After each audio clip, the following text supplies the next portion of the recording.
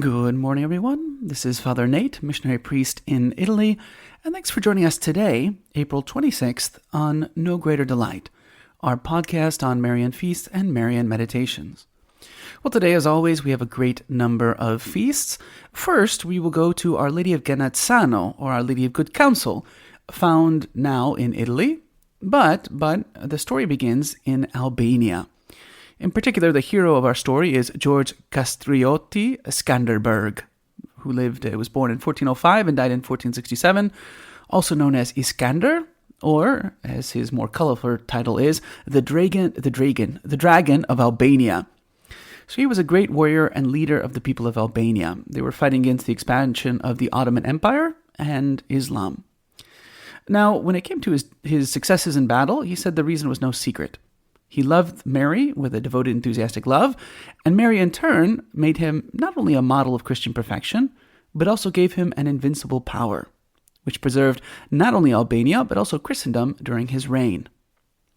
Now at this time, there was a miraculous painting in the town of Scutari, which was then the capital of Albania. It was known as Our Lady of Scutari, now known as Our Lady of Good Counsel, and Our Lady of Genazzano. It's an interesting image because it's Our Lady holding her son, which has been painted on like a thin sheet of plaster. We'll talk about that more later. But the artist is unknown. It's said to date back from the time of the apostles, and it's been greatly venerated and beloved by the Albanian people, right? It was this Lady of Scutari that consoled and preserved Iskander during all of his trials, right? In fact, after his victories, he would always go to kneel before the image of Our Lady of Scutari and thank and publicly praise her for his success, right? Pope Nicholas V called Iskander the champion and shield of Christendom, right? He fought against the enemies of the Catholic faith and protected his realm. Now, at the end of his life, and this would be in 1467, exhausted from his labors, Iskander sensed that his death was near. He visited Our Lady of Scutari one last time, and then retired to the city of Lech to die. It was there that he won a final battle against the Turks before he laid down and gave his soul to God. Now, shortly after his death, the Ottoman Empire invaded Albania again, and without their leader and champion, it was only going to be a matter of time before the capital was taken. However, the Blessed Virgin revealed to two pious men that her image wasn't going to be desecrated, and she told them to prepare themselves for a long journey to follow the fresco when it left Albania. And then, sure enough, the painting moved away from the wall, seemingly of its own accord, and floated into the air, right? So the tradition goes that as these pair of pious men followed the image of Jesus and Mary, it was hidden in a cloud, and it went out over the waters of the Adriatic Sea. Now, you'd think they would have to get in a boat, but these men were so full of confidence in Our Lady, they just stepped on the water and continued walking until they hit the coast of Italy. At that point, they lost sight of the cloud. However, it wasn't long before they learned where the image had gone. The cloud had been seen by the people of Genazzano when they looked up to the sky because they were hearing heavenly music. So they were dumbfounded as the little cloud descended and came to rest where it is today, with the image floating before the wall of the Church of Mother of Good Counsel in Genazzano, right? Now we're told that the image indeed floats before the wall because it's not attached or supported in any way, right? 100 years later, so we're talking in the late 1500s, Pope Paul III had the picture studied and authenticated. Innocent IX had it crowned, and many other popes have granted favors to the shrine, right? And they've continued studying it. Even as late as 1936, there was a commission to study the picture. And they said if you strike a light blow to it, if you tap it gently, it reacts as though it's hollow. If you set it in motion, it oscillates visibly. You see it kind of wave back and forth, right? Pope Leo XIII made the sanctuary a basilica and had the invocation Mother of Good Counsel added to the Litany of Loreto. In fact, Pope Pius IX had a huge devotion to Our Lady under this title, right?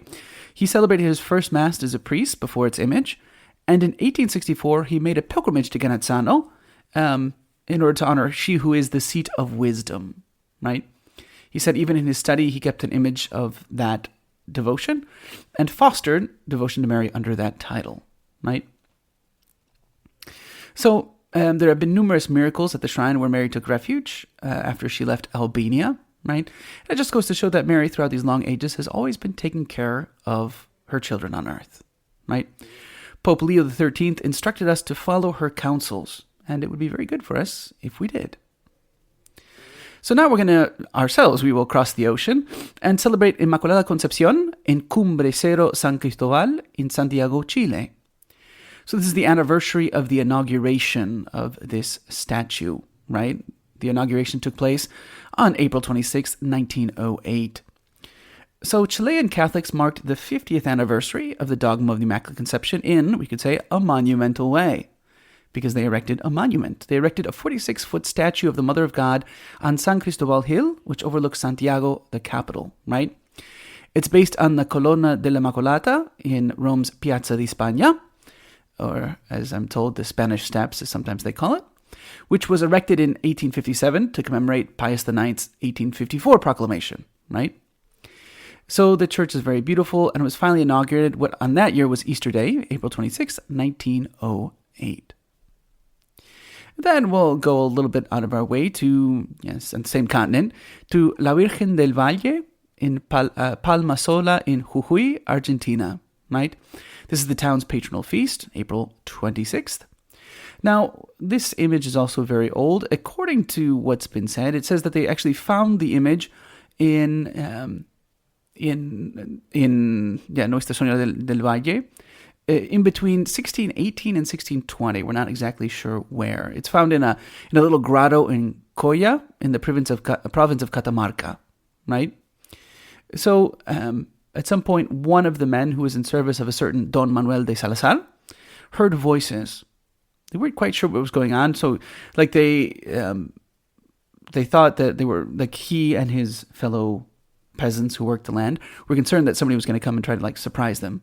So because it was night, instead of like going out in the mountain to see what was going on, they hurried back to the ranch, right? So the next morning they returned. I mean, they had seen lights, they had seen like flowers and things like that. It was very weird. So when they went back, they found footprints, and they saw that this path was very busy, like many people had walked on it. So they walked about 5 kilometers, and they reached a little place where there was like a little niche that was very well hidden in the stone, right in the mountains, right?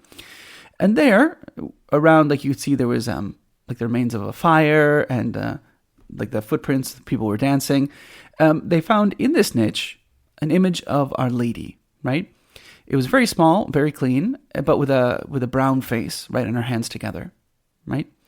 And so after several months, like this peasant went and told his boss, Don Manuel de Salazar, and he said that, yes, obviously they're venerating this image of Our Lady, who was, brown-skinned like the Indians, and for that reason, they had come to love her, and he too, the guy who had found it, said he also loved her too. Well, that's very good.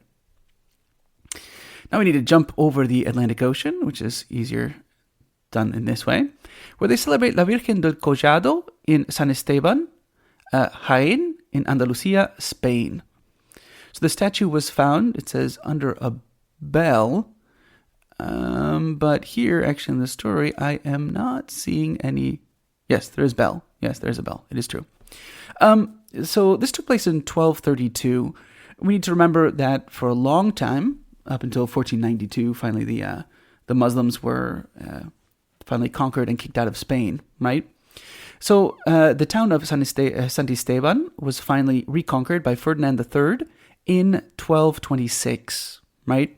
So because finally they were free from the Muslim oppression, the people said, okay, finally, we can start living a calm life and begin, cultivating the land.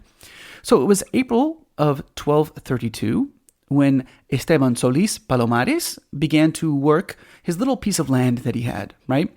It wasn't too far from the city. It was just tiny, but it was the 26th of April when he was working very hard, and he noticed that the mules that he was working with, who were plowing, were really trying very, very hard to cut through the land. You know how you know what I mean. The plow had gotten stuck on something. And so they kept trying to see like what was going on. So Esteban even helped them to push like this land, and it had gotten caught on the plow, and there was a bell underneath, right? So they're like, oh, that's very weird. And so when they kind of cleaned out this huge bell, they could see inside an image of Our Lady, right? And Esteban was so surprised and so emotional, he knelt down.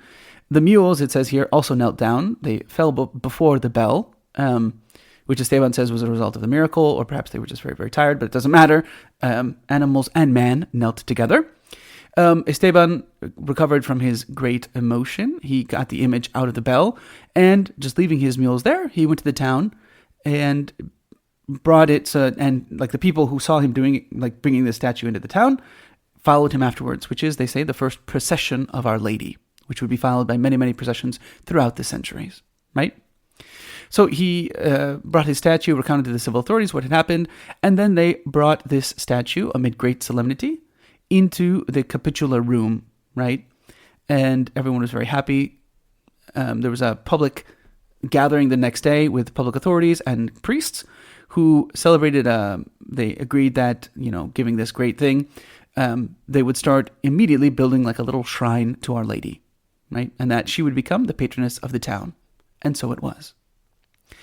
Lastly, and although there's no date here, we go to the city of Turin in Italy, where they celebrate the protection of Our Lady of Consolation, della Consolata. And it says here that we recall the day in which like a powder deposit, like an armory where they stole gunpowder, exploded in Borgo d'Ora. And Our Lady protected all of the charitable works that were around that area, right?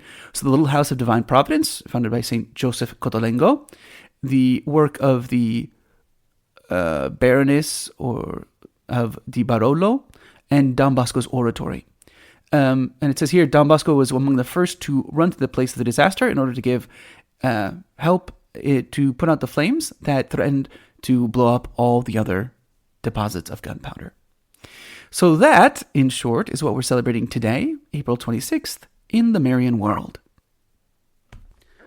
For today's Marian meditation, taken from the book by Father Ildefonso Villar, we read the fourth and concluding point of Meditation 58, the life at Nazareth.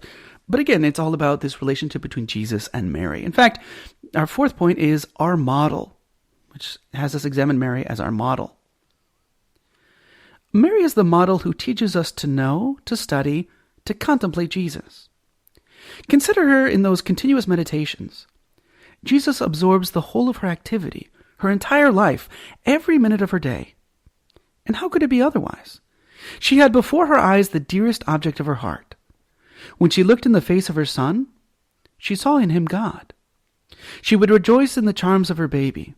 In later years, she would joy in the manly beauty of Christ adolescent. How her motherly heart would rejoice on seeing the divine baby sleeping quietly in his poor cradle.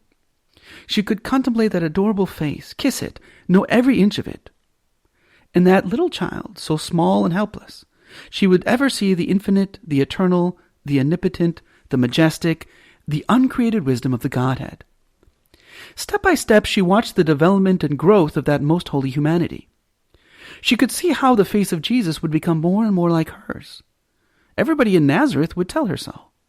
And her heart would jump with ineffable joy whenever anyone remarked how the baby was like his mother. Oh, the happiest of mothers. And how her heart corresponded to those lovely remarks. How she would draw from them sentiments of adoration, of joy, of love and praise, of gratitude to God for having made her, God's handmaid, to be the mother of his Son. What prayers would she then raise to God for all men and also for you? She unceasingly offered herself up to Jesus for us, while too she offered us all to Jesus, imploring countless graces for us. Finally, to the Eternal Father, she would offer her Jesus for the salvation of mankind. Thus did Mary occupy herself during the 30 years of her life at Nazareth. Devote your meditation to this intimate life of the mother and the child. Beg of them a corner that you may share in the silence, the peace, the happiness of Nazareth. Ask Jesus that since you are also a child of Mary, you too may take after her. Ask the grace of imitating him, that studying Jesus you may know, love, and serve him as Mary did, that he should fill your mind and your heart, and become the sole aim and object of your life. For today's reading from The Admirable Heart of Mary by St. John Eudes, we continue with Chapter 4, entitled Heart of Mary, Mirror of Charity. Thus does the Blessed Virgin love us with the most great and ardent love. In the first place, she loves us with the same love she has for God, seeing and loving God in us. The third theological virtue in Mary's heart is not of another nature than the one in the hearts of the rest of the faithful, which has as its sole object God and neighbor. It is true that this divine virtue is, in a sense, indescribably more ardent in the Blessed Virgin's heart, where its object is God instead of ourselves. Nevertheless, it is substantially the same charity, although different in degree, and the Mother of Fair Love truly loves us with the same love wherewith she loves God himself. I maintain in the second place that the most glorious Virgin loves us with a supremely ardent love, because she loves us with the very same love with which she loves the God-man, her divine Son, Jesus Christ. For she knows that he is our head and we are his members, that we are therefore one with him, as members are one with her head. She thus considers us her children, and loves us in a way even as her own Son. We are her children for two reasons. First, because as a mother of our head, she is the mother of his members as well. And second, because our merciful Savior, when he was suspended on the cross, out of an excess of inconceivable goodness, gave us to his blessed mother to be her children. We had nailed him to a cross by our sins. We had made him suffer the most ignominious and cruel death. And yet at the very hour when we were thus unworthily and cruelly treating him, he conferred upon us the most signal favor, the gift of his most admirable mother.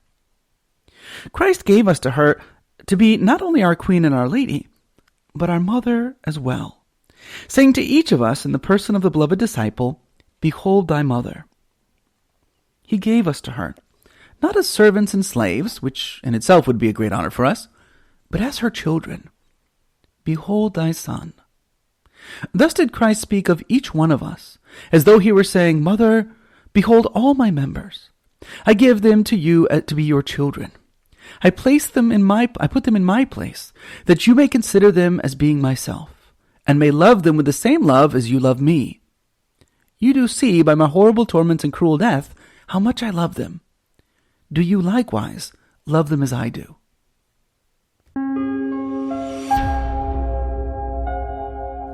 Hello, and we hope that you enjoyed listening to our Marian podcast.